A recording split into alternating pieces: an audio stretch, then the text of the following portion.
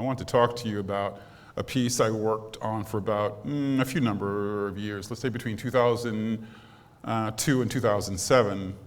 It's affectionately called the BF, or the Black Factory. We're going to browse the newly refurbished website that we've been working on. But first, a little context. How about that? This little note I have here is from a presentation I gave in Chicago, where I live now. But this is before I moved there. This is like 4 years before I moved there. It's at the Nova Art Fair, I think it was in March 2nd, 2006. I gave it to 5 people in the audience. So usually I begin with a song when I talk about the BF. I think the song goes, how can you buy blackness when it grows on trees? They make it in labs and it's also in tea. When you're at Deutschland, it's in every Frau. So gather around, people, and I'll tell you how. Usually that's done in a group. So that was an excerpt from the Black Factory theme song. I did this little presentation at that time. I go, my name is William Popel, and I am the CEO of the Black Factory. Now, the Black Factory, or the BF as I like to call it, is a touring performance intervention on wheels on which I have been working for the past 6 years. The goal of the Black Factory is to reinvigorate a conversation and commitment concerning race, difference, and community via a diverse set of strategies. For example, performance, provocations, tableau, dialogue, fundraising for local communities, and acting as a hub to connect diverse communities. Okay, let's keep going. The BF installation travels in a 22-foot GM panel truck. On site, its footprint is approximately 45 feet and contains an inflatable archive of donated Black objects, a gift shop, and a performance table. Our typical stay at each stop is a day and a half, but can be as short as 15 minutes. What you experience when you visit the BF is determined by when you visit and what you bring with you. People typically bring curiosity, good humor, anger, intelligence, and suspicion. These states of mind usually take the form of conversation, participation in nodes, more on nodes later, witnessing, donating a Black object, browsing, puzzling, and shopping. The BF evolves and interacts with the changing conditions of the site. The idiosyncrasies of both the physical environment and the audience determine what the BF can be. The installation is in place for 6 hours or so, but the crew is in performance mode throughout their stay. The more conventional performance takes place during the 6-hour installation. I had this theory that the crew was performing even in their sleep. So during this 6-hour period, the performers do a rotation of nodes. A node is a chunk of time defined by an activity or an event. An installation can also be a node. All nodes are designed. Some are scripted, some are not. Improvisation is key in playing a node. The number of nodes in a rotation can vary. The most recent 2005 rotation involved between 20 to 25 nodes. And remember, the crew has to memorize all of these nodes. Once a rotation is completed, it's begun again from the top. The function of a node is to engage the audience participant in an inward-outward journey. Most nodes are built around a theme, for example, stereotypical views of migrant workers in the US. Some are built around a gesture, such as giving away free watermelon. Most have a turning point where the meaning of what was first proposed is shifted to create a conflict or contradiction or enigma or silliness. All nodes have 3 parts. Let's go over the parts. Why not? 1, the come on, all right? The come on is the invitation to engage. Then you have the shift. The shift is the raising of the stakes of the invitation. This can also be an introduction of a problem that has to be solved. An audience participant can also raise the stakes. So on the 2005 tour in downtown Indianapolis, Indiana, whenever the crew talked about World Trade Organization during the WTO node, some folks in the crowd responded, hey, that's fine, but can you get me a job? To which the crew member replied, sure, I can get you a job. And the person says, okay, what's the job? And the crew member says, okay, sit in this chair and complain. And then the person says, well, how much does that pay? And the crew member says, well, okay, I'll pay you $10 an hour for the next 4 hours. were on site, but you got to pay the next person half of what I pay you. Oh, okay. So I have to pay the next person half of what you pay me. Exactly. And all the folks in the street say, yeah, exactly. And the crew said, yeah, exactly, and so on and so forth. Now, the third part of a node is called the leave. This is what the audience participant receives from the node. Now, as you might expect, sometimes this is the most revealing but unsatisfying part of the node. Let's see. Now, people tended to think that the BF only dealt with blackness. This was a mistake.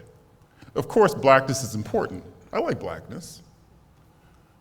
Many of our nodes used blackness as a starting point, but an early motto of the BF is still true today. The Black Factory does not make blackness. We make opportunity. Okay, I think that's that for that. Let's look at the website. I think we have it here.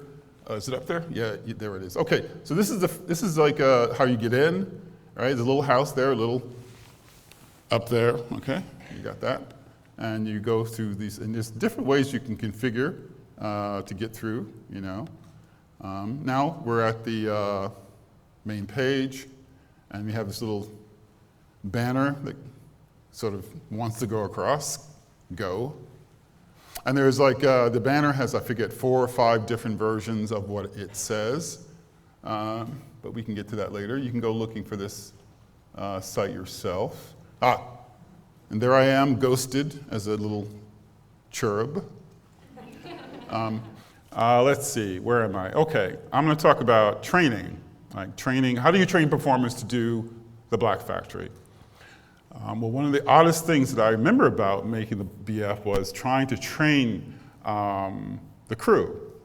And my background is first in Fluxus performance art, and second, I got my training with a group called Mebo Minds theater company, experimental theater company in New York, professional experimental theater company in New York. And I didn't realize that you needed a different approach when you train people, A, to work without a script, and B, to work without any kind of protection from what you call the elements of society. I mean, it takes a certain kind of inner structure. How do you give that to a person? Well, first of all, it's the casting. The easiest way is simply to find people who already have it. But that usually never happens. I mean, you know, you have some very gifted people, but what I'm asking from them is a lot, you know? And the circumstances that they're going to confront are many. And you can't even, no matter how many situations you set up to model, you will never model every one of them. I used to worry, you know, whether they would get hurt, whether you know, someone would decide to stab someone, because part of their job was to provoke. I think we should let this go. That's okay. People saw pictures. You can go to the site. It works on the site. Oh, that's Pasqualina. That's Miss Black Factory. There's yours truly. That's my office. Used to be my office. I got fired. Okay, so why don't we just let this guy go? We don't need the site. Nah, life is short. So anyway, you know, so it was interesting to learn how to train people to do my performance work. I mean, typically I'd come out of solo performance, right? Even though I had written a lot of so-called plays. The paradigm for a lot of performance art, I'm sure you probably know, many of you know this, is the artist. It's almost like a painting tradition, right? It's one person, one situation, blah, blah, blah, right? So here I was, you know, trying to train these people, and of course, what did I do? I used theater training.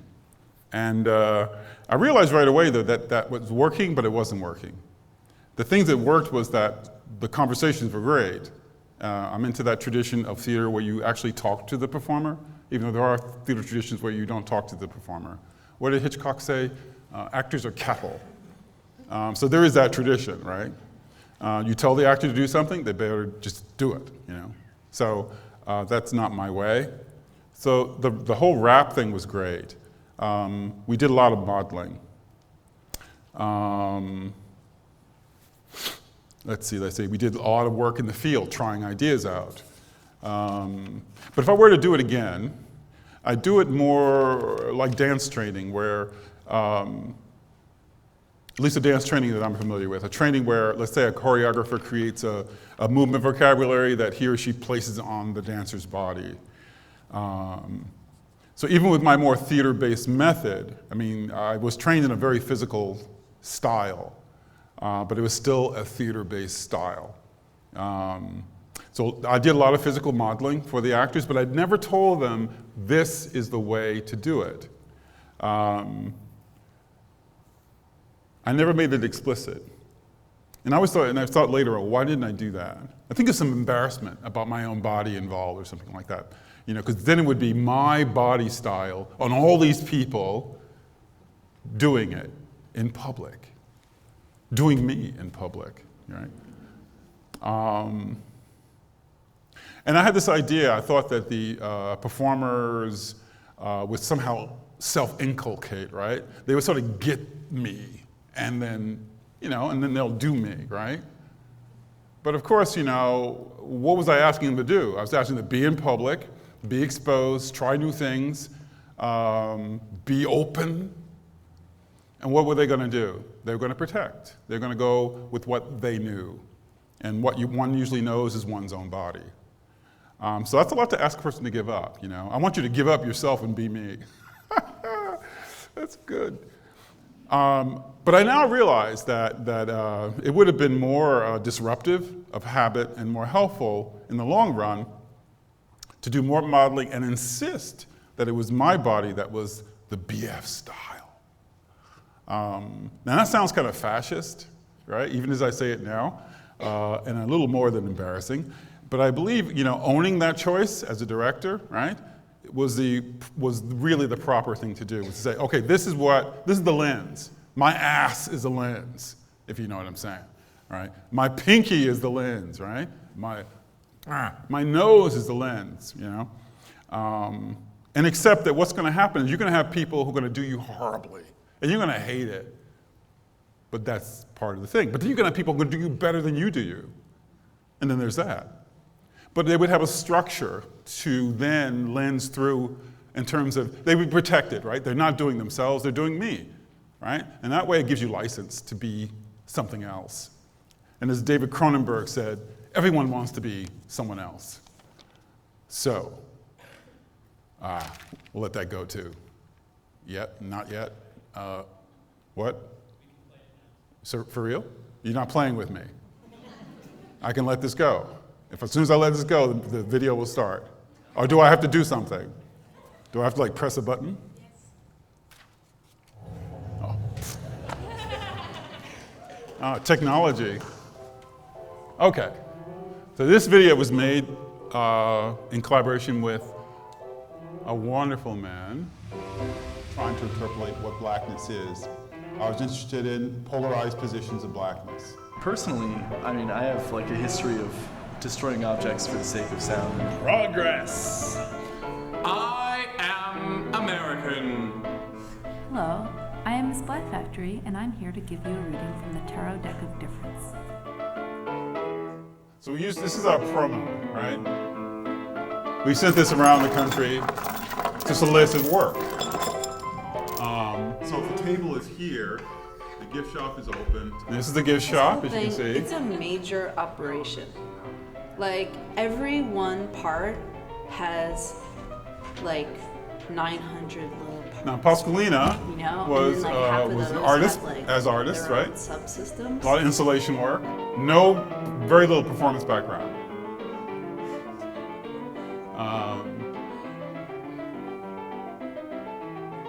David had some background in theater at the school where I taught. This is where we melt the inflatable archive. That thing's expensive.